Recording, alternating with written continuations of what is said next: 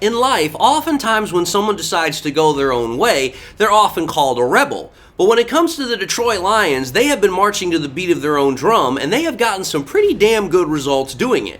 We're going to talk about it, so stay tuned. What are we? What makes us what we are and what we're going to be? It's grit. It's what we started with last year, guys. Doesn't matter if you have one ass cheek and 3 toes. I will beat your ass. Can definitely compete with the big dogs. 10-5 end zone touchdown Detroit Lions.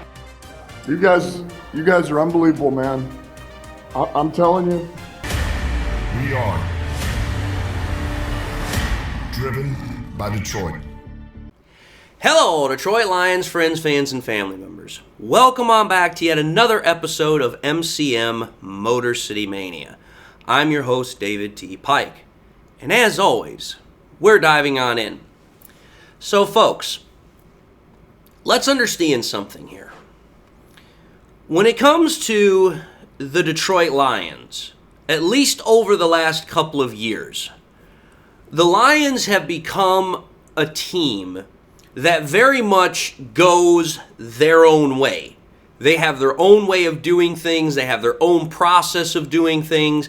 They do not conform with the status quo. Now, for some people, that might be called being rebellious.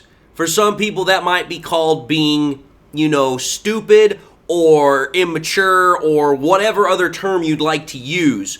But you have to understand something here.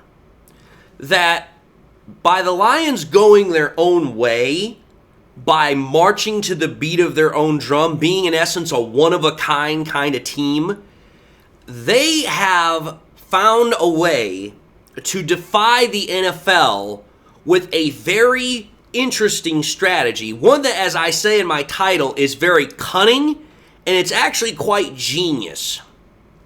Because you have to think about it. The NFL is very much, as we all know, it's a copycat league. So when you have a team that decides to say, hey, rather than going the same direction as everybody else and copying somebody else, I'm going to set out on my own and I'm going to do something different. That's rather, bold. Because it's like, okay, you're going against the entire mainstream wisdom to say, no, I'm going another way else. I'm going another different way altogether. And you have to think about it. Ever since Brad Holmes and Dan Campbell were hired by Sheila, who listened to the guidance and the advice of different guys like Chris Spielman, Barry Sanders, Mike Disner, and a couple of others, the Lions have been at the forefront of doing this. They have their own process on how they want things to be done, whether it's in terms of acquiring free agents, whether it's in terms of what the team is looking for from draft prospects. And they have a methodology altogether about how they want their team built. And if you sincerely look at it, every single way that the Lions have developed this process has completely been their own. And it's not something that is very likely or able to be copied or replicated elsewhere in the NFL. Because of the process that I'm talking about here, because of the Lions doing things their own way, they have quickly become one of the best teams in the NFL and a real juggernaut that is a heavyweight and not one to be trifled with. Because you have to think about it. Typically when you have teams that decide to go against the status quo, you're typically going to have one of two different outcomes. You're either going to have a team that very quickly becomes this new power, or they're going to fall down even further than where they were in the first place. So, as we can clearly see, at least by my reasoning there, the Lions were able to become one of the best very quickly. But in what way, by doing this, did the Lions actually outsmart the NFL by using a cunning and genius strategy that I'm talking about? Well, let's first reflect on what has happened over the last couple of years. Let's take a look at the first way that the Lions defied the NFL status quo and, kind of got themselves started on this strategy that I'm talking about. The first way that they did this is when they traded for Goff and they made him the franchise quarterback. Now, let's just start off and understand something here. The decision itself, ultimately, the one that, to decide to trade for Goff, that one in of itself was not necessarily a defiant act because, well, let's just understand it was something that needed to be done. Stafford wanted out. He had made it abundantly clear he was not wanting to stay for another rebuild, so the Lions had to find another quarterback. And the fact that, the Rams were willing to trade Jared Goff, that was something that was okay. We've now got ourselves a veteran quarterback, but what was the defiant move was all of the subsequent acts that then came after that. And that is what I'm talking about here. Because think about it. When the trade initially happened, everybody said, okay, the Lions have themselves a veteran quarterback, but he's a stopgap. He's a placeholder. He's not going to be there long term. Everybody was under the impression that the Lions were in essence going to use a draft pick in the same offseason draft, so the 2021 draft, that they were going to find their next quarterback. And that he was going to sit behind Goff for a year, maybe two, and then he was going to take over. That did not happen. In fact, the Lions did not draft a quarterback until the 2023 draft. So think about that. The Lions got, in that trade haul, they got 2 first-round draft picks, and they got a third-round draft pick along with Goff. But the Lions did not draft a quarterback until at least 2 years later. In fact, if you think about it, the Lions did everything the opposite way that most people would consider would be the correct way to get the team ready to compete. Because think about it, whenever you have a team that is supposedly having a rebuild, the very first thing that most people will talk about is that the central component you have to get right away is having a quarterback. Having your new franchise quarterback. You have to get that right. You have to put that in place. Well, think about it. The Lions had all this new draft capital, but in the very first 2 years that Goff was there, so 2021 and 2022, they did not draft a quarterback. In fact, the Lions did the exact opposite. They did everything else to improve their team rather than to replace Goff or come anywhere close to even moving in that direction. If you even go back to the trade itself, the Lions took those 2 first-round draft picks and that 1 third-round draft pick, and they turned it into 2 firsts, 2 seconds, and 2 thirds. And from those picks, they not only did not draft a single quarterback, but instead, they took 3 high-end quality weapons for Jared Goff. They drafted Jamo. They drafted Gibbs. They drafted Laporta. So think about it. They had more than enough opportunities to potentially say, hey, we're going to go in this direction that everybody's telling us to go. In fact, the Lions had not only more than enough opportunities, they had several high-end opportunities to do it. And every single time they said, we're not going that way. We're not doing that. We're going to stick to what we believe. And you have to think about it. You seriously have to think about just how bold, how, for lack of a better word, ballsy that was. Because think about this. Each of those picks, especially the first three that I'm talking about here, which is the offensive weapons, and I'm not talking about first in terms of order, I'm just talking about the first in terms of significance. J-Mo, Gibbs, and Laporta. Those weapons that the Lions took, they did that before they ever drafted a quarterback. Now, I understand Laporta and Gibbs were in the same draft that, when we drafted Hendon Hooker. But still, we took Laporta in the second round. We took Gibbs in the first round. Every single pick that I'm talking about, we took before we ever even drafted a quarterback. And then you have to think about the quarterback that the Lions drafted.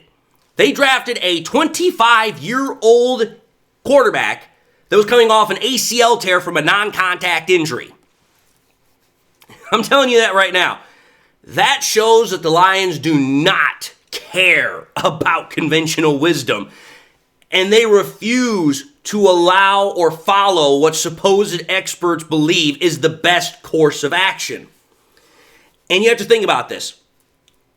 Because of that, because of the Lions going their own way, they have been rewarded handsomely for defying NFL experts. Think about it. Jared Goff, since 2021, has posted the fourth highest completion percentage out of all active quarterbacks, the second most passing yards out of all active quarterbacks. He has tied fourth highest for the highest passing average, fourth most passing touchdowns, ninth highest passing touchdown percentage per throw, and the fourth highest passer rating out of all active quarterbacks. So think about that. Since 2021, Jared Goff, at the very least, has rewarded the Lions by the Lions' defiance, in essence, by sticking with him, by being a top 5 quarterback. And not only mentioning that, Goff since 2021 has posted 39 wins, which, if I recall correctly, is at least top 5 or top 10. He has 2 division titles, 2 playoff wins. He has 3 straight winning seasons, 2 straight 12-plus win seasons, and he's also tied third most with fourth quarter comebacks in that time frame. So I would say by the Lions deciding to screw whatever conventional wisdom the NFL was trying to tell them, by defying that order or defying that wisdom, they made out like damn bandits. And I call that being very cunning. I call that being genius, because it's like, listen, everybody and their brother wanted to tell the Lions, you have to draft a quarterback. You have to draft a top-end quarterback. But think about some of the top-end quarterbacks that have come out since that time. A lot of those quarterbacks have pretty much become busts or journeymen almost instantaneously. So the Lions, by defying the NFL wisdom, they now have themselves a franchise quarterback that has years and years of veteran capability still left on him. I call that being very smart. I call that being very ingenious. But that's only the first way. The second way that the Lions have defied the NFL, sticking kind of with the draft, is how they have gone about their draft process in regards to some of their past picks. Now, understand something. The Lions have actually, when it comes to drafting players, they've actually kind of stayed, for the most part, in conventional wisdom. But that does not mean they always have. There are at least 3 players that the Lions have drafted that did not necessarily fall within the conventional wisdom category. The 3 players that I'm talking about are J-Mo, Gibbs, and Campbell. Now, why do they not fall within that category? Each one's different, but each one is part of that, because you have to think about it. When we drafted Jamison Williams, after we traded up from pick number 32 to pick number 12 in the 2022 draft, a lot of people, kind of going back to the previous point I just talked about, they all thought, oh, the Lions are trading up to get a quarterback. They're going to get a quarterback. It's inevitable. That's what everybody thought. And then when it came across that they were actually drafting Jameson Williams, everybody was kind of like, wow, that is not at all what we thought was going to be on the bingo card. Now, Jameson Williams, as far as the talent he possessed, that was not defiant. What was defiant was the fact that instead of going with a quarterback by trading up 20 spots, they went with a wide receiver who clearly had talent, was clearly one of these burners that you absolutely would love to have, but he was coming off of an ACL injury. So everybody was like, okay, we have no clue if this ACL tear he has is going to impact his ability to still be a big play deep threat. So everybody was kind of like, okay, what are we potentially getting here? Well, let's understand something. It didn't take very long to figure out that Jameson Williams was still going to be a big play deep threat. Now, after the injury kind of came to an end as far as a worry problem, the next thing that became an issue as far as the defiance was the fact that the Lions continued to stick with J-Mo, continued to give him chance and chance and chance again, at least in some fans' opinion, despite the fact that, he showed up and he didn't appear all happy, joy for his introductory press conference. The fact that he went to a freaking, restaurant on the bad side of Detroit late at night. The fact that, he had a run-in with the police over a firearm incident. The fact that he was setting off fireworks with his bare hands on the 4th of July. There have been a lot of different things that have come up where people are like, dude, just get rid of this guy. He is not worth the headache. But yet last year, Jameson Williams had the highest average per catch out of every receiver in the NFL, and he had 1,000 receiving yards despite not having 60 receptions. I would say, once again, the Lions, by sticking to their guns and not listening to what some people would tell them would be the best thing to do, which would be to cut tail and run, they've already been rewarded. You then take a look at Gibbs. Everybody knew Gibbs was a talented player, much like J-Mo when he was coming out of college. But everybody thought that when the Lions selected Gibbs at pick number 12, they were like, whoa, that's too rich to be drafting a running back. That's just too rich. And the reason why is they're like, you could have gotten Gibbs like maybe a little bit later in the first round or maybe even in the second round. But what most people didn't know is that Holmes already knew that freaking Gibbs was not going to last much longer because he was already getting calls from people as soon as he drafted him that said, hey, it's a good thing you drafted him when you did because he wasn't going to last much longer. And you have to think about it. When we drafted Gibbs, his impact as far as the difference he made in our offense was almost instantaneous. And by the time we got to his second year, it was very clearly evident this guy was a special player. I'm telling you this right now. I would be willing to bet dollars to donuts that had people known the kind of player he was going to be in the NFL just after 2 short years, he'd have gone top 5. He would have gone top 5. That's how damn good of a player he is. But yet the Lions were being told at 12 it was too rich of a deal. Again, I would say the Lions, once again, defied the conventional wisdom at the time and said, listen, we know what we've got in this player. And we know that where we drafted him, we were lucky to get him while he was still there. Which then brings me to Jack Campbell. I'm going to tell you this right now. Anybody that remembers last year, I was a very, very big Jack Campbell enthusiast. I thought he was one of the best linebackers in the draft, and I thought that the Lions getting him was an amazing steal at pick 18. But I also know there were a lot of people, Braylon Edwards, that were just absolutely, for lack of a better word, they were pissed when we drafted him at pick 18. I still remember to this day the video of Braylon Edwards finding out we had drafted Jack Campbell, and he literally walked off the set. He was that disgusted and in disbelief about the whole thing. And yet, think about it. Since that time frame, Jack Campbell has become an anchor of this defense and actually one of the better linebackers already in the NFL. And he's only been playing for 3 years. In fact, it looks like Jack Campbell is, as I said, and as a lot of people wanted to argue that were in the same camp that I was, Jack Campbell looks like he actually could become a top linebacker in the NFL very quickly. So think about it. The Lions, even though the players that I'm talking about, they were definitely needs at the time that the Lions drafted them. But considering the other supposed needs that the Lions had, there were people that thought, oh, well, the Lions could have drafted this, they could have drafted that. They could have found something else that was more appropriate at the time of when they drafted these players. But let me ask you this, or let me pose this kind of hypothetical situation. Could you begin to imagine a team that we have that does not have J-Mo Gibbs or Jack Campbell on it?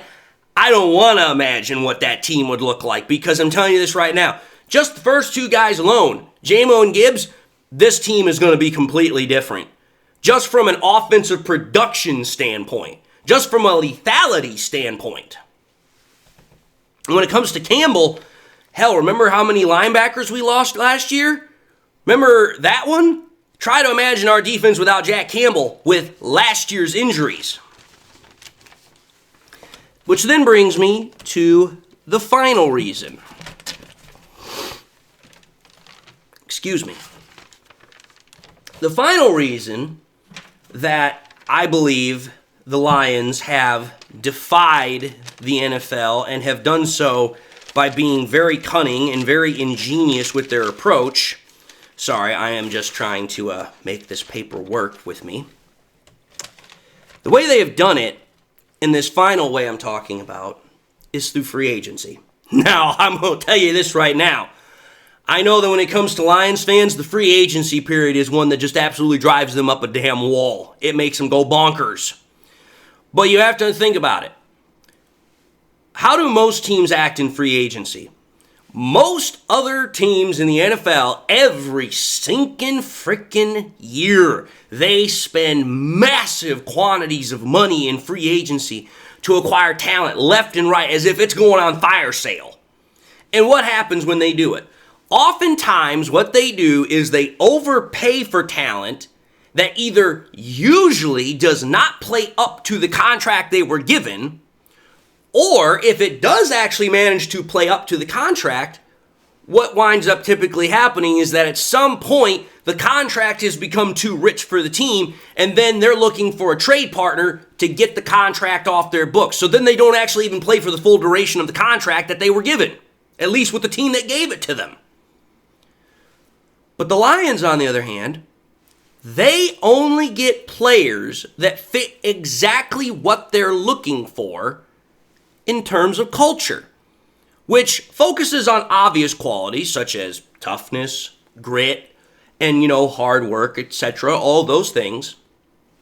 But it also focuses on this one component as well, putting team first, which splits into 2 ways of understanding and regarding the financial decisions that the Lions have made, which defies typical NFL wisdom. Because think about it. One way the one way that the Lions have done this is that they say, hey, we are going to place high value on our own players. We are going to place a very high premium on players that have been with us since the very beginning. They're core building blocks. They're core parts of this team. We have cultivated, we have grown them since the very beginning. And they pay their talent well if they have proven themselves to be deserving of a new contract. We've seen them do it multiple times. But when it comes to free agents, they obviously want talented guys, and they're not afraid to pay them per se. But they do also potentially might ask or might also need those free agents to take less money to ensure the team's continued success by making sure it's spread out to other places. Now, that might mean that the Lions might not get some very top high-end free agents that we always would love, for us to get our hands on. But What you have to understand something.